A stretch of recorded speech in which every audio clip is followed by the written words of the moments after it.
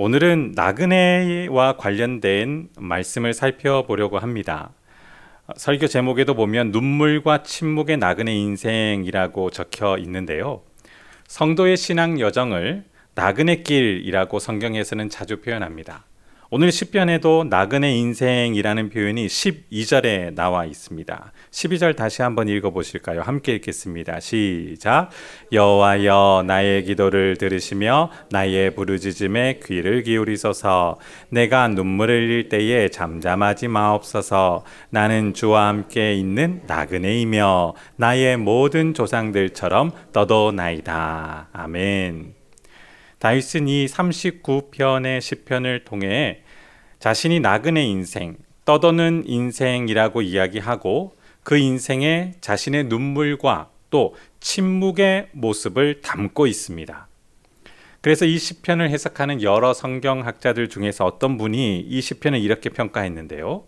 가슴 아픈 성찰과 기도가 담겨 있는 한편의 자서전과 같다라고 이야기를 했습니다. 실제로 이 시편의 구성을 보면 다윗의 침묵하는 모습, 그리고 그가 덧없는 인생과 죄에 대해서 애통해하는 모습을 기록하고 있고, 마지막으로 나그네 인생을 주님께서 돌보아 주시기를 간구하는 내용으로 이 시편이 마칩니다. 이 시편 39편을 통해서 다윗이 고백하고 노래하는 그 성도의 나그네 인생, 그 인생의 의미와 그 인생에 주님이 함께할 때 어떤 은혜의 유익이 있는지 확인하고 기도하는 저와 여러분 되기를 주님의 이름으로 축원합니다. 먼저 이 나그네라는 단어를 조금 설명을 드리겠습니다.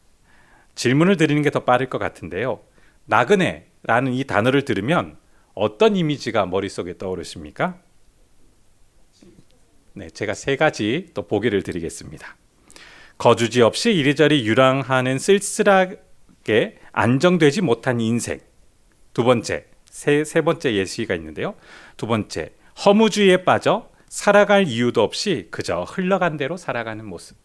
마지막 세 번째, 모든 틀에 얽매이지 않고 자유롭게 여행하며 헐헐 날아다니는 인생. 네, 어떤 이미지가 가장 마음에 드십니까? 네, 저는 다 마음에 안 듭니다. 제가 만들었지만 다 마음에 안 듭니다. 그래서 이 나그네라는 단어를 들었을 때 제 머릿속에 떠오른 가요가 하나 있었습니다. 네. 1966년에 발표된 가요. 하숙생이라는 제목의 이 가요가 기억나십니까? 최희준이라는 가수가 부른 노래인데요. 작사는 다른 분이 하셨습니다. 김석야라는 분이고 작곡은 김호길이라는 분이 하셨다고 합니다. 이 노래를 부르신 이 최희준이라는 가수가 대단한 분이시더라고요. 당시대에 서울대 법대를 졸업한 엘리트였다고 합니다. 이미 알고 계신 분들이 많으시죠. 그래서 가수로 데뷔하자마자 많은 관심을 받았고 미 8군에서도 공연을 많이 했다라고 합니다. 트로트가 유행했던 그 시대에 스윙 음악이라는 재즈풍의 음악을 그가 노래를 했죠. 이 가사 제가 1절만 낭송해 보겠습니다. 화면 한번 보십시오. 인생은 나그네 길, 어디서 왔다가 어디로 가는가. 구름이 흘러가듯 떠돌아가는 길에 정일랑 두지 말자, 미련일랑 두지 말자. 인생은 나그네 길, 구름이 흘러가듯 정처 없이 흘러서 간다. 노래 멜로디가 머릿속에 맴도시지 않으십니까? 이 나그네라는 단어를 사전적인 의미로 정리를 하면 자기 고장을 떠나서 다른 곳에 잠시 머물거나 떠도는 사람에게 일컫는 말이었습니다. 그래서 떠돌이라는 단어로 표현하기도 했는데요. 정처 없이 이리저리 돌아다니는 사람. 이 60년 말에 사회적으로 매우 어려운 시대였습니다. 민족의 갈등과 살육이 있었던 그 이후에 사람들은 살아나야 했습니다. 하루하루 버텨야 했습니다. 생존을 위해 먹고 사는 문제에 자유로운 사람들이 없었습니다. 그때 이 노래는 많은 대중의 마음을 위로하고 부드러운 멜로디와 그분의 음색 기억나십니까? 되게 신사적이고 부드러우십니다. 그 목소리를 듣다 보면, 이 가사를 듣다 보면 사람들은 일시적이지만 근심과 삶의 무게에서 벗어나는 기분이 들었기 때문에 이 가요가 많은 대중들에게 사랑을 받지 않았는가라고 개인적으로 추측해 봅니다. 성경 이야기를 계속해서 할 텐데요. 신앙 인물 중에서도 나그네가 많습니다. 자신의 인생을 나그네로 고백한 대표적인 구약 인물이 있는데 아브라함, 아내 사라가 사망을 했었습니다. 그러자 아브라함은 아내를 매장하기 위해 헷 족속으로부터 땅을 구입하여 시신을 동굴, 돌 무덤에 안치하는 준비를 하려고 했습니다. 그때 이렇게 아브라함이 헷 족속을 향해 고백하는데요. 화면을 보실까요? 창세기 23장 4절 말씀. 나는 당신들 중에 뭐라고 표현하고 있습니까? 나그네요, 거류하는 자이니 당신들 중에서 내게 매장할 소유지를 주어 내가 나의 죽은 자를 내 앞에서 내어다가 장사하게 하시오. 그리고 막벨라 굴을 매입하여 사라를 매장했었습니다. 또 한 명의 인물을 소개합니다. 야곱입니다. 이 야곱은 그 아들인 요셉이 애굽 총리의 신분으로 그를 초청하고 또 형제들을 초청했을 때에 이집트에 방문하게 되죠. 그가 누구 앞에 서게 됩니까? 네, 애굽 바로왕 앞에 섰습니다. 그리고 자신에게 나이를 묻는 그 왕을 향해 이렇게 이야기하는데요. 화면 한번 보실까요? 창세기 47장 9절 말씀. 내 나그네 길의 세월이 몇 년이었습니까?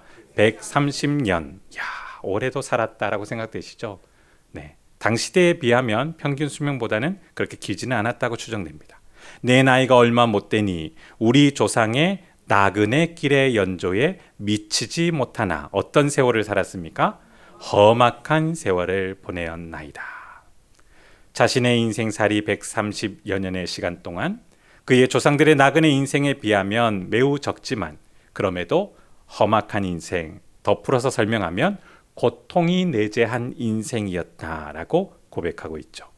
한 명 더 소개하겠습니다. 모세입니다.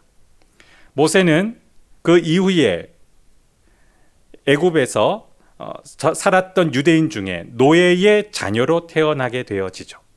하나님 섭리로 그는 어떤 생활을 하게 됩니까? 이집트의 왕자로 동족을 지키는 행동을 하게 되는데 그때 사고가 일어납니다. 이집트의 군인이 죽습니다. 그러자 그를 찾는 왕의 명령이 떨어졌고 모세는 어디로 도망갑니까? 미디안 지역으로 도망을 칩니다. 그곳에서 도망자의 인생을 살고 그곳에서 누구를 만날까요? 미디안 제사장 이드로와 그의 딸 만나서 감사합니다. 이름을 일일이 얘기해 주셔서 결혼을 하고 가정을 꾸립니다. 자녀가 태어났습니다. 모세는 자신의 인생의 한 단면을 이렇게 표현했는데요. 화면을 한번 보실까요? 마지막 출애굽기 2장 22절.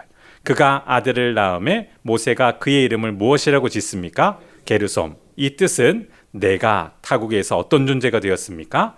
나그네가 되었음이라 하였더라라고 나그네 인생을 고백했습니다. 세 명의 유명한 구약의 성경 인물을 제가 소개해 드렸는데요. 이 인물들은 공통적으로 나그네 인생이라고 고백합니다. 자, 이제 이 고백을 다 들으셨는데요. 이 세 명의 고백을 들을 때에 어떤 생각과 어떤 느낌이셨습니까? 설레임, 기쁨, 행복감이 느껴지셨습니까? 아니면 절망, 괴로움, 불행이 느껴지셨습니까? 아니면 아무 느낌이 없으셨습니까? 내 인생도 피곤한데 무슨 남의 인생을 생각할까요? 이제 오늘 그러면 다윗의 나그네 인생을 한번 더 들여다볼까요? 세 개로 나눠서 보실 텐데요. 먼저 1절과 3절은 다윗이 자서전적으로 자신의 인생을 표현한 내용입니다.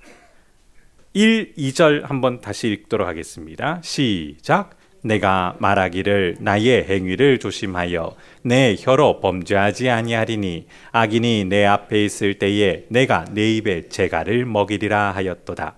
내가 잠잠하여 선할 말도 하지 아니하니 나의 근심이 더 심하도다. 다윗은 질병으로 고통받습니다. 물론 자신의 죄 때문에. 그런데 1, 2절을 보면 자서전적으로 자신의 상황을 표현하고 있는데 지금 어떤 행동을 하고 있습니까? 2절, 내가 어떤 행동을 한다고요? 잠잠, 침묵하는 행동을 하고 있습니다. 1절에 보시면 내 입에 무엇을 먹였습니까? 재갈을 물렸던 것이죠. 고통스러운 현실입니다. 다윗은 스스로 죄책감에 빠지지 않으려고 몸부림치고 또 하나님을 향해 원망하지 않으려고 부단히 애를 씁니다. 주변 사람들은 여전히 자신을 적대합니다. 그들 앞에 다윗이 선언한 행동은 침묵이었다는 것이죠. 그런데 이 힘겨운 선택을 했음에도 불구하고 그에게 힘든 고통이 더해졌습니다. 재갈을 먹였는데요. 2절 보실까요? 내가 잠잠하여 무엇을 하지 못했습니까? 선한 말도 하지 못하고 자신의 근심은 어떻게 되었습니까? 더 심해졌다. 1절을 조금 더 살펴보겠습니다. 내가 말하기를 나의 행위를 조심하여 내외로 범죄하지 아니하리라 라고 결심했는데요. 이렇게 결심을 한 이유는 누가 그를 괴롭혔기 때문입니까? 악인들입니다. 하나님의 심판받는 현실을 옆에서 관찰하는 사람, 그리고 다윗을 향해 던지듯 자신의 생각을 많이 말했을 겁니다. 다윗을 위한 조언이라고 쏟아부은 그들의 말은 악한 말들이었다고 추측됩니다. 지금도 이런 현상은 많이 나타나죠. 많은 사람들이 타인의 고통을 공감한다라고 이야기하는 행동이 어떤 행동인지 아십니까? 가십거리로, 죄송합니다, 떠드는 행동을 많이 합니다. 정말 상대방의 아픔과 고통을 공감하게 되면 말을 줄이게 됩니다. 왜냐하면 당사자가 말을 못하기 때문에 그렇습니다. 힘든데 무슨 말을 하겠습니까? 괴로운데 무슨 말을 하겠습니까? 오히려 무관심한 것이 더 고맙게 느껴질 수도 있는데 많은 사람들은 그를 위한다는 이유로 떠듭니다. 악인들이 자신을 향해 그 떠드는 말 앞에서 다윗은 죄를 짓지 않으려고 침묵을 선택하죠. 그런데 2절에도 보셨듯 이 침묵의 결정이 그에게 어떤 고통을 더했습니까? 근심을 더 심하게 했고 이제는 선한 말조차 할 수 없는 상황까지 되었습니다. 사람이 장기간 고통을 경험하면 신체적으로 정서적으로 그 고통에서 시달리다 보면 말을 하기 싫어집니다. 말하는 게 힘들어집니다. 일일이 대응하기도 힘들고 그들을 설득하고 변론하는 것도 피곤합니다. 시간과 에너지가 많이 드는데 자기 몸도 지금 버티기 힘든데 더 이상 그들을 향하여 변론하는 말도 선한 말도 할 수가 없는 상태가 되죠. 그러다 보면 더 병적인 증상이 나타나는데요. 안타까운 일이 시인에게도 발생했죠. 3절 내 마음이 내 속에 뜨거워서 작은 소리로 읊조릴 때에 어떤 현상이 일어났습니까? 불이 붙으니. 한국인에게만 나타나는 증상이라는 울화병. 이 3절을 조금 더 원어로 해석을 하면 이런 내용입니다. 내 가슴속 깊은 곳에서 열기가 치솟고 생각할수록 우라가 치밀어 주께 아뢰지 않고는 견딜 수가 없었다라고 자서전적인 고백을 다윗이 하고 있습니다. 울화병. 화병이라는 이 용어는 1970년도에 한국 사회에서 공식적으로 의학계에 보고된 용어라고 합니다. 1996년에 미국의 어떤 정신의학화에서 이 질환을 한국의 문화이며 고유 장애로 영어로 화병이라고 등재했습니다. 영어를 그대로 읽으면 화병입니다. 그 뜻은 이렇습니다.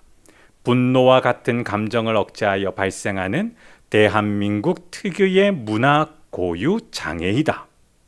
주로 억울한 감정, 스트레스를 장기간 억누르며 발생하며 가슴의 답답함, 열감, 분노 폭발, 우울감 등 다양한 신체적, 정신적 증상을 동반한다. 한이 맺히다라는 단어를 들어보셨습니까? 한이 쌓였다. 한이 서리다. 한 맺힌 민족. 어느 민족일까요?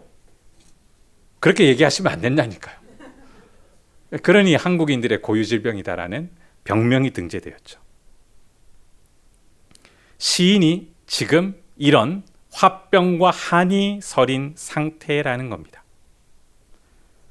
그리고 4절부터 다윗은 이제 기도하는 단계로 넘어가고 있습니다. 두 가지를 애통하며 노래하는데요. 덧없는 인생과 자신의 죄를 매우 괴로워합니다. 먼저 4절, 6절 내용입니다. 제가 다시 읽겠습니다. 여호와야 나의 종말과 연한이 언제까지인지 알게 하사 내가 나의 연약함을 알게 하소서. 주께서 나의 날을 한 뼘 길이만큼 되게 하심에 나의 인생이 주 앞에는 없는 것 같사오니 사람은 그가 든든히 서 있는 때에도 진실로 모두가 허사뿐이니이다. 진실로 각 사람은 그림자같이 다니고 헛된 일로 소란하여 재물을 쌓으나 누가 거둘는지 알지 못하니이다. 다윗은 갑자기 기도하는 단계로 넘어가 덧없는 인생에 대해 괴로워합니다. 질병으로 인하여 신체적 고통을 경험하고 친밀한 사람들이 거리감을 두는 정서적 고통을 경험합니다. 그 고통이 점점 길어지며 감당하지 못하는 상황에 되어 그는 아마 이런 의문을 품게 되었는지도 모릅니다. 하나님, 언제까지 이렇게 살아야 합니까? 이 고통이 언제 끝납니까? 그리고 한 가지 의문이 더 들었지 않았을까 추측이 되는데요. 계속 이렇게 산들, 생명을 유지한들 무슨 의미가 있을까요? 이 4절을 원어로 해석하면 이런 내용이라고 합니다. 여호와여 알려주십시오. 내 인생의 끝이 언제입니까? 내가 며칠이나 더 살 수 있습니까? 내 일생이 얼마나 덧없는 것인지 일깨워 주십시오. 이 간구는 푸념이 아닙니다. 너무 허무하다. 살아인들 무슨 소용이 있으며 내가 더 산들 무슨 의미가 있으랴. 이제 그만 죽고 싶다라는 푸념이 아니었습니다. 끝나지 않는 고통에서도 삶의 의미와 목적을 상실해가는 답답함 속에서도 고통이 반드시 끝나게 될 것이라는 소망을 바라보며 삶의 의미를 깨닫게 하는 요청을 하고 있습니다. 목사님 안 그런 것 같은데요 라고 생각되시죠? 5절과 6절을 다시 보실까요? 5절 6절 주께서 나의 날을 한 뼘 길이만큼 되게 하시매 나의 일생이 주 앞에는 없는 것 같사오니 사람은 그가 든든히 서 있는 때에도 진실로 모두가 허사뿐이니이다. 진실로 각 사람은 그림자같이 다니고 헛된 일로 소란하여 재물을 쌓으나 누가 거둘는지 알지 못하나이다. 지금 다윗은 5, 6절에서 자신의 위치를 정확하게 바라보는 은혜를 경험합니다. 지금 다윗은 자신의 인생을 어느 정도 길이만큼이라고 생각하고 있습니까? 네. 길게 고통을 경험하고 있는데 자신의 전 인생을 어느 정도만큼이라고 표현하고 있다고요?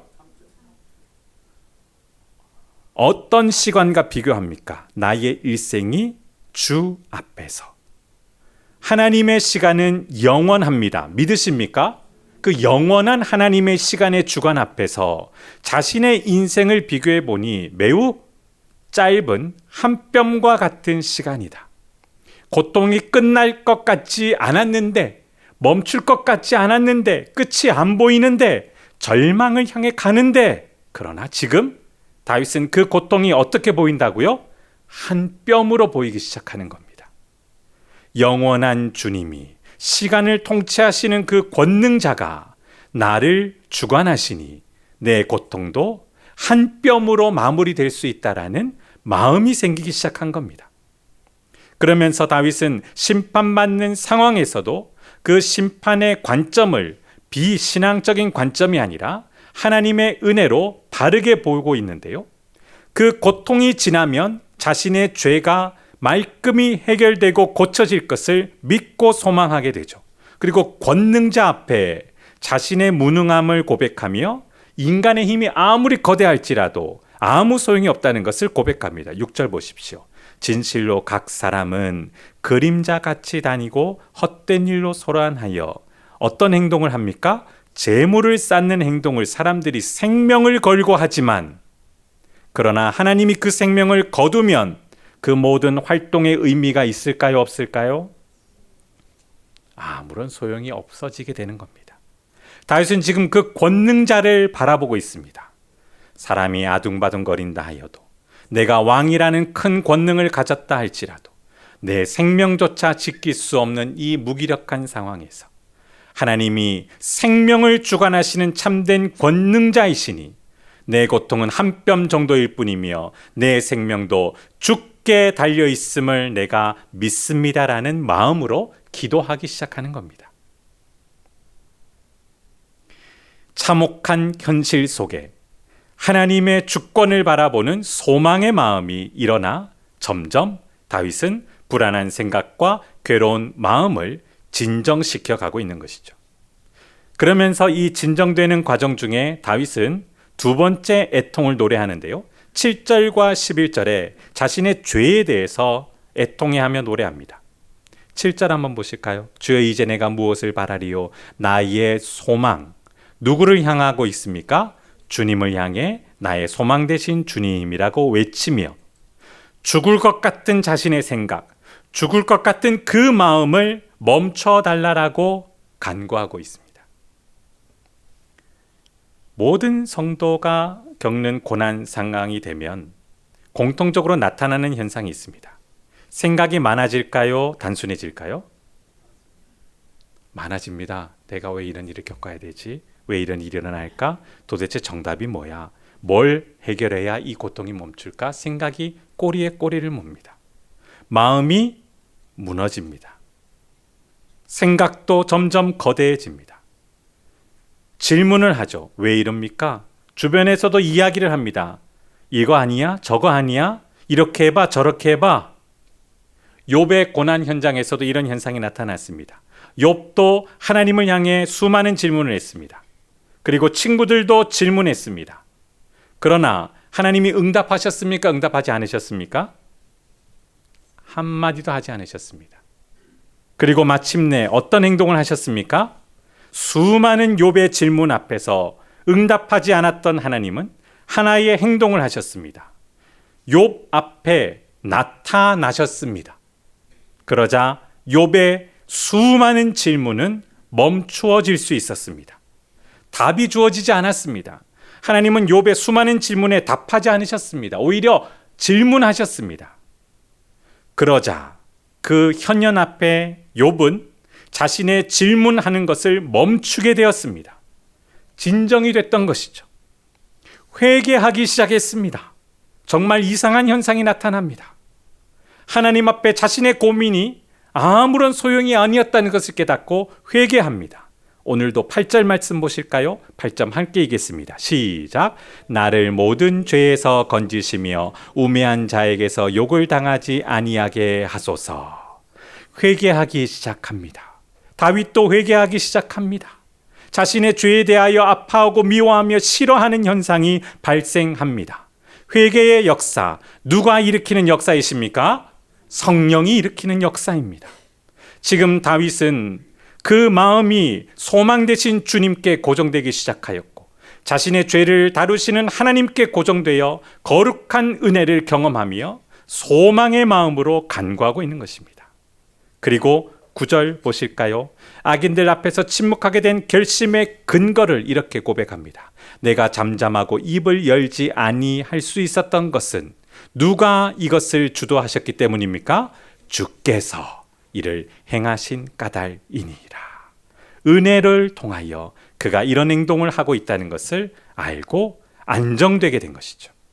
그리고 마지막으로 다윗은 10절과 11절에서 하나님께서 은혜로 자신을 살리는 과정을 깨닫고 이 질병 현상이 심판의 은혜이며 자신의 죄를 깨끗하게 하시고 정결케 하시는 하나님 자녀를 사랑하는 은혜라는 것을 깨닫고 노래하고 있습니다. 마지막 12절 13절 이렇게 요청합니다. 함께 읽겠습니다. 시작. 여호와여 나의 기도를 들으시며 나의 부르짖음에 귀를 기울이소서. 내가 눈물 흘릴 때에 잠잠하지 마옵소서. 나는 주와 함께 있는 나그네이며 나의 모든 조상들처럼 떠도나이다. 주는 나를 용서하사 내가 떠나 없어지기 전에 나의 건강을 회복시키소서. 푸념이 아니죠. 이제 그의 고백이 보이십니까? 그는 나그네 인생이라고 고백하지만 누구와 함께하는 나그네 인생입니까? 주와 함께하는. 그리고 자신의 인생을 믿음의 선진들과 똑같은 인생이라고 합니다. 방금 전 설교 초반에 말씀드렸던 아브라함, 야곱, 모세 모두 누구와 동행하였습니까? 여호와 하나님과 동행하였고 주님이 함께 하셨습니다. 다윗은 지금 그렇다면 누구와 함께하는 똑같은 조상들과 같은 인생입니까? 여호와와 함께하는 믿음의 여정이라는 것을 그는 고백하고 있는 것이죠. 말씀을 맺습니다. 시편 39편은 다윗이 스스로의 삶을 바라보며 그 회개의 삶을 바라보며 가슴 아픈 성찰과 기도로 이루어진 시편입니다. 눈물을 흘려야 하는 인생, 침묵해야 하는 인생, 그럼에도 고통은 멈추지 않는 그 괴로움을 다윗은 노래했습니다. 그러나 그 노래 가운데 하나님이 함께 하셨기에 그의 독백은 기도가 되었고 결국 주님을 바라보는 소망의 찬양이 되었습니다. 제가 앞서 나그네 인생을 하나의 대중가요로 설명을 드렸습니다. 1960년도 중후반 대한민국의 처참한 현실에서 저마다 인생의 괴로움과 생존의 두려움으로 사람들은 발버둥 쳤을 때에 한 가수의 노래가 위로와 소망이 되었습니다. 그러나 오늘 우리는 참된 위로와 소망 대신 예수 그리스도를 믿고 있습니다. 그 주님이 지금 우리와 함께 하심을 믿으십니까? 그 주님과 함께하는 인생입니다.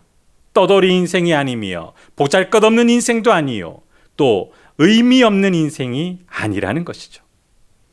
우리의 인생이 고통이 멈추지 않을 것 같고 끝나지 않을 것 같아도 주님이 우리와 함께 하시면 그 모든 여정은 거룩한 믿음의 여정이 될 줄 믿습니다. 이 은혜를 기억하고 찬양하고 은혜를 간구하는 저와 여러분 되기를 주님의 이름으로 축원합니다. 다윗이 죽을 것 같은 생각, 죽을 것 같은 마음이 들었을 때에 소망 되신 주님을 바라보게 하시니 그 은혜가 우리에게도 일어나게 될 줄 믿습니다.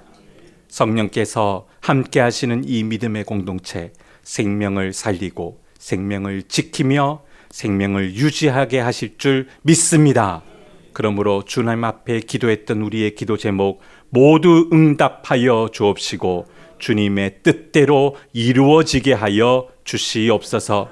우리가 모여서 기도할 때마다 사사로운 기도를 하기에 앞서 주님의 거룩한 뜻을 구하며 함께 기도하기로 결심하오니 주님 앞에 기도하는 이 시간을 소중히 여기며 더 주님의 뜻이 이루어지길 기도하는 생명력 넘치는 믿음의 공동체 되게 하옵소서. 또한 구역들을 세워주시니 감사합니다. 구역장님들을 한 분 한 분 귀한 일꾼으로 세우셨으니 그분들의 수고와 헌신을 통해 구역 식구들이 함께 살아나는 역사 있게 하여 주옵시고 우리가 그동안 잠시 멈췄던 방학기간 동안 멈췄던 구역의 활동이 다시 불일 듯 일어나게 하여 주시옵소서. 하나님의 나라의 확장과 생명을 지키고 살리는 이 보람된 기독교의 가치를 구역에서부터 시작하여 주변 이웃들에게 증거하게 하시고 나누게 하시고 우리의 부산 사랑의 교회가 주님 앞에 더욱더 사랑받고 떳떳한 믿음의 공동체 되게 하옵소서. 오늘 저녁도 주님이 주시는 생각으로 숙면하게 하시며 내일도 주님이 주시는 지혜와 능력으로 성실하게 살아가게 하실 줄 믿사오며 예수님 이름으로 기도드립니다. 아멘.